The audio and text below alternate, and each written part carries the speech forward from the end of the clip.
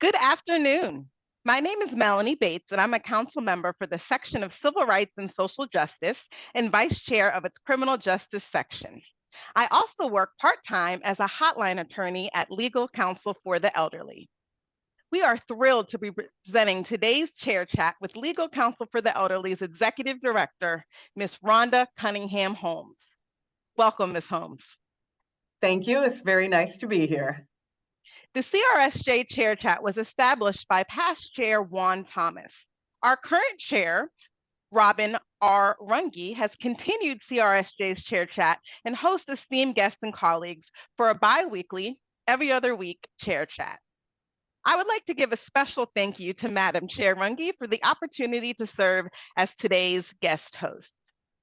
The platform is designed to bring together legal scholars, advocates, thought leaders, and activists committed to fighting for racial justice, protecting our democracy, and upholding the rule of law, and to share strategies for tackling the existing and emerging civil rights issues facing our country today. The chats are housed on our section's YouTube page, and please feel free to share them with your friends and colleagues. We are also actively planning additional programming on a variety of issues, so please visit americanbar.org/CRSJ for updates on these programs. With that, I'd like to officially introduce our esteemed guest, Ms. Rhonda Cunningham Holmes. Ms. Holmes is the Executive Director of Legal Counsel for the Elderly, as I mentioned, which is an affiliate of AARP. She leads a team of nearly 70, including attorneys, long care ombudsman specialists, social workers, and support staff in providing direct legal and social work services to DC seniors and advocacy for residents of long-term care facilities. Ms. Holmes joined LCE in 2018. Under her leadership, LCE has expanded its services, especially for veterans and for tenant advocacy and support, placed increased emphasis on advocacy, and has introduced a racial equity initiative to better enable staff to address the client community, largely people of color, with cultural awareness and humility. Ms. Holmes holds a JD from Fordham University School of Law, an MBA from the University of Rochester Simon School of Business, and an AB from Duke University. Please join me in giving a virtual round of applause to our very esteemed guest. So first, Ms. Holmes, can you please tell us more about LCE, Legal Counsel for the Elderly? Well, Melanie, I have to say, stop for a minute and thank you again for that wonderful introduction. You are welcome. And again, I am very happy to be here. I think the best way to address that question is to share our mission. So Legal Counsel for the Elderly champions the dignity and rights of Washington, D.C. elders by providing free legal and social work services to those in need. And we do this by addressing the most important aspects of our older neighbors' lives, which include housing, economic security, health and safety, and self-determination. And everybody wants to have self-determination, and we think our clients should as well. We address these issues through direct representation and also through advocacy. And I spend time developing relationships with members of the City Council so that I can share some of the challenges and barriers older adults confront. And I raise concerns regarding laws that are not working well for clients and suggest new legislation to change or supplement laws already in place. And we also identify when an agency is not performing its duties appropriately. So I want LCE to serve as a resource to the council and the courts, as well as providing the service that we do to the older community.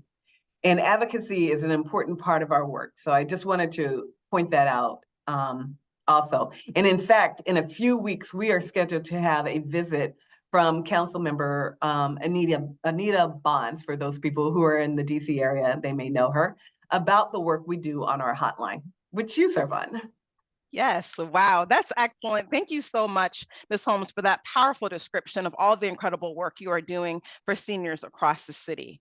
And so I believe that LCE has been around for decades. Could you share with our audience just how long it has been around and its mission for engaging the community? Well, next year in 2025, we will celebrate our 50th anniversary, and it's going to be a really exciting time. We were established in 1975, if you do the math, by AARP as a separate 501c3 organization. And we maintain our relationship with AARP as a very proud affiliate. We began with the mission to empower, defend, and protect DC's most vulnerable elders, and that continues to be our guiding principle today. In addition, LCE is the only legal services organization in DC that exclusively serves seniors. Wow. Can you say that again? You're the only what? We're the only legal services organization in the District of Columbia that exclusively serves seniors. And I will say there are other organizations in the district that serve seniors, but we do it exclusively, and we have developed an approach that makes it possible for us to serve them effectively and appropriately. That's excellent. Thank you so much, Ms. Holmes, and I'm honored to be a part of that lofty mission. And we're happy to have you as a part. Thank you. So in addition to leading the team in its legal and social work, you also launched a racial equity initiative. Why did you launch that program? Well, you know, after I joined LCE as the executive director in 2018, I set as one of my top priorities to make sure LCE operated using a racial equity lens. And this is critically important when you consider some of the experiences of our clients who are predominantly people of color.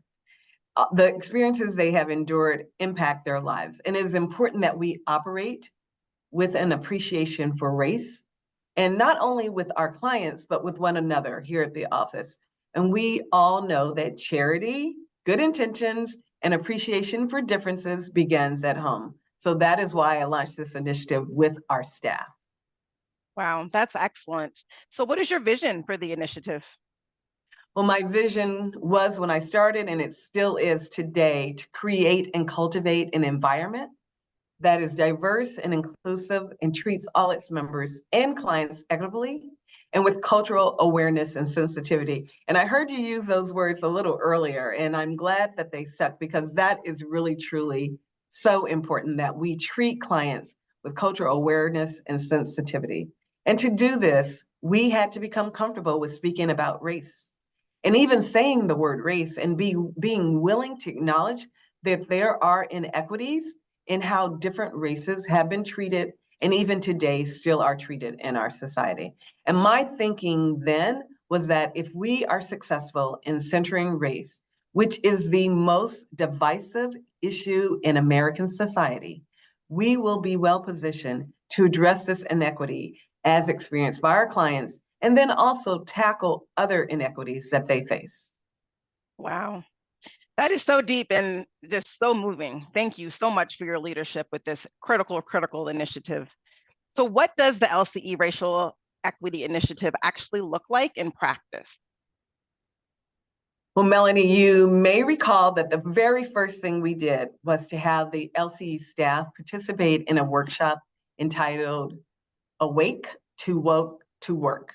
And this was presented by an organization called Equity in the Center, who really focuses on nonprofit organizations. And then we formed Safe Circles, which provide the opportunity for LCE team members with shared identities to connect in a private, safe space to talk about issues of race. And after that, we held what we called Courageous Conversations. And this was a series of 5 conversations facilitated by an outside consultant, and it allowed our entire staff to come together in person to have deep and honest conversations about race. And then last year, and continuing into this year, we expanded our focus to include other identities such as gender, age, sexual orientation, disability, and then the intersectionality of these identities. Wow. Courageous conversations. I know that one must be courageous to have these types of discussions that impact us all, and especially our clients. So I know I love it.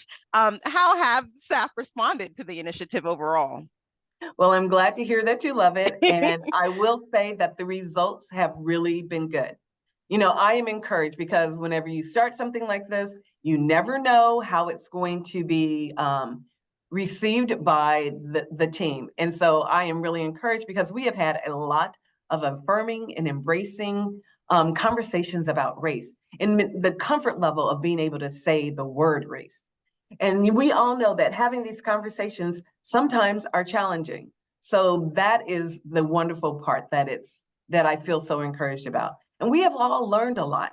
And it's gratifying to see how comfortable we have become speaking about race and other identities.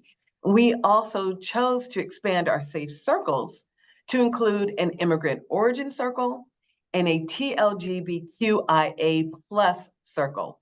And we were intentional to put the T for transgender first, because we all know it is the most marginalized of these identities. And our staff has supported these efforts and are actively engaged and involved in exploring and learning about the specific topics we address and helping to identify the next steps as our initiative moves forward, because this doesn't stop, it must continue.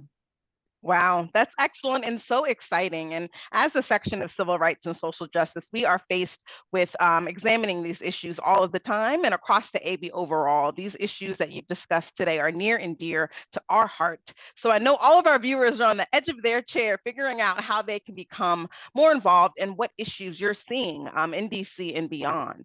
So as a director of an organization that mostly serves people living in poverty and people of color, what are one or two of the most critical issues that are currently facing your clients?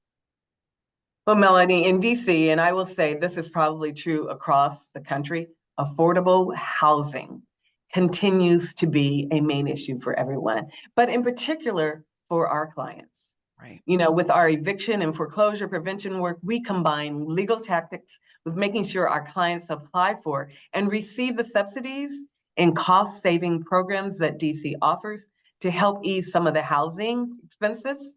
So you can see that economic security is also a very important aspect and a very important issue. But another issue that is really related to our housing work is the lack of bids in DC long-term care facilities.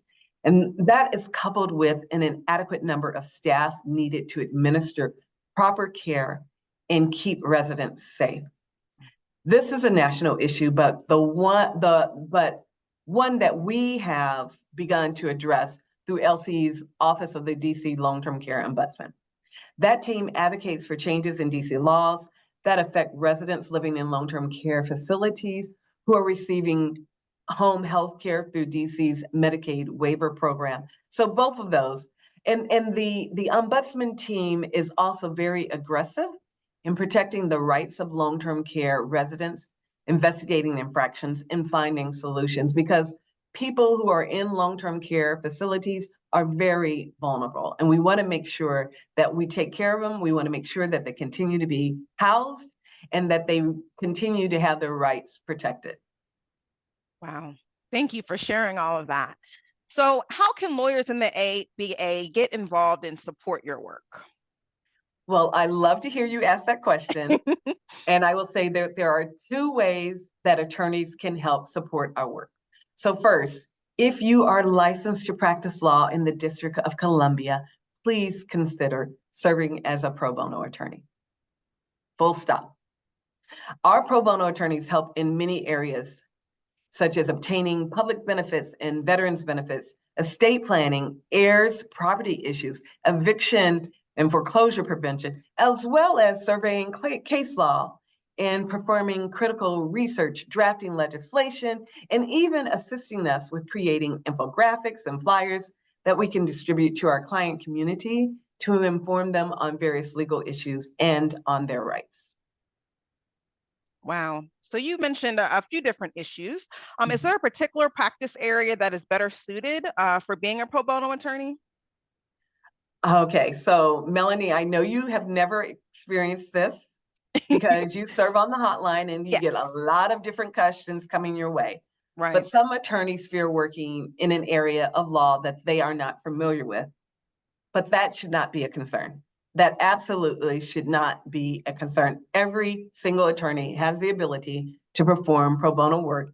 And at LCE, we make sure attorneys working on behalf of our clients are mentored and have access to the resources that they need to perform the work. That's great. Yes, I can attest to that. So please feel free to come on down and serve your time with us. Thank you. What else can ABA members do to support LCE? Well, right, because I did say that there are two ways. So the second way attorneys can support LCE is by donating, and everybody can do that. LCE, as I mentioned earlier, is a 501c3 organization. So your tax deductible donation can help LCE increase the number of people we serve. We would very much like to put ourselves out of business. Because of our unique position as an affiliate of AARP, when we receive donations, we are able to direct more of it directly to supporting our programming. And you can donate by going to our website at www.aarp.org/LCE and clicking on the very bright yellow donate button. And for other ways of donating, like if you want to donate by mail or through stocks, again, go to our website, aarp.org/LCE, and select the donate tab at the top. And then you'll see instructions for other ways to donate. Excellent. So you mentioned the website. We are in the digital age. Oftentimes people ask for your social handle before your phone number nowadays. Where can our viewers find you online, Ms. Holmes? Well, you can find LCE at LCE NDC on X, formerly known as Twitter. We're also on Facebook and LinkedIn. And then please follow me on X and on X and at my LinkedIn account at Rhonda C. Holmes. And it's just that simple, Rhonda with an H, C. Holmes. I was one of the early adapters, so I was able to get that as my for my LinkedIn accounts. Excellent, excellent. Thank you for sharing. So this spring, as you know, our section will hold its meeting in Detroit, Michigan, in conjunction with the ABA NLADA Equal Justice Conference. And this is an annual gathering of legal services and pro bono advocates to share and learn about developments and innovations in providing legal services to persons with low income. Now, what trends should we be on the lookout for this year? Well, as you mentioned, this is a conference where we have an opportunity for legal services organizations to meet with advocates and strengthen our partnerships to advance access to justice. And I just felt like it's important to really get that across. That is where we're going. So this year, we will see some focus on artificial intelligence. AI is the hottest, the newest thing that everyone is speaking about in all legal circles, including in legal services. So that will be the shiny new object, and that is going to be the focus of a lot of the plenary sessions and workshops. But in the past, I have been able to attend plenary sessions and workshops focused on racial justice, equity, and inclusion, and those have been beneficial to me, especially when I launched LCE's Racial Equity Initiative. This year, I'm really looking forward to focusing on tactics for attracting volunteers and hearing how others are working with volunteers and fostering diversity in their pro bono volunteer community. You know, it is critically important that we have diverse representation in our volunteer corps. And pro bono work is, as I've mentioned already, it is for everyone, and you don't have to be a litigator to do it. We have wonderful transactional attorneys who work with LCE who do phenomenal pro bono work. It's important to make sure that the work of our pro bono partners is meaningful to them and to assure them of how valuable it is to us and our clients. There are a number of sessions that are going to focus on volunteers that I plan to attend. And I also will look to hear how others are expanding access to justice in their work. So these are two of the many topics that will be available that I intend to focus on as I plan to attend the conference this spring. That's excellent, and I'm glad to hear it. Our section of Civil Rights and Social Justice is actually spearheading an initiative. It's called the AI and Economic Justice Project. And we surveyed the legal community about the impact of AI and automated systems, particularly on persons with low income and other marginalized groups. We actually just completed the initial survey of the landscape and offered preliminary recommendations, and that's available on our website. So we are also looking forward to researching and looking more into the impact of AI. So thank you for sharing that. And also I wanted to note that the ABA has a Center for Pro Bono, and it provides technical assistance to legal services organizations, bar associations, and the like for that type of work. So I'm sure that they would be happy to hear more about LCE and to help strengthen your pro bono offerings. So Well, I could thank you talk. for mentioning that, because I need to definitely check out that the AI white paper, or the information, the research, the survey that you all have conducted, because that would probably be very informative to us. Excellent, thank you. I could talk to you all day, Ms. Holmes, but I know our time is wrapping up. Do you have any closing remarks for our viewers? You know, the first thing I want to say, Melanie, is thank you for allowing me to join you today. It's been a pleasure. I want to say that narrowing the gap between justice and no justice for groups such as the people that we serve at LCE is a passion of mine, and it exemplifies what LCE is really all about. Unfortunately, access to justice too often takes financial means. Right. And LCE protects the rights of clients and believes that their limited income should not determine if they receive high quality and dedicated legal representation. And that is exactly what we provide: high quality and dedicated legal representation. We have fantastic attorneys just like yourself who are working with us. As attorneys, we really do have a responsibility to provide pro bono service. And in fact, it is spelled out in Rule 6.1 of our Rules of Professional Conduct that we need to be of service. So I encourage those viewing to take that step and call LCE if they're in the DC area, or a legal service provider in whatever area that you are in, and offer your assistance on one case. I tell you, it will be some of the best work you have ever done with your legal degree.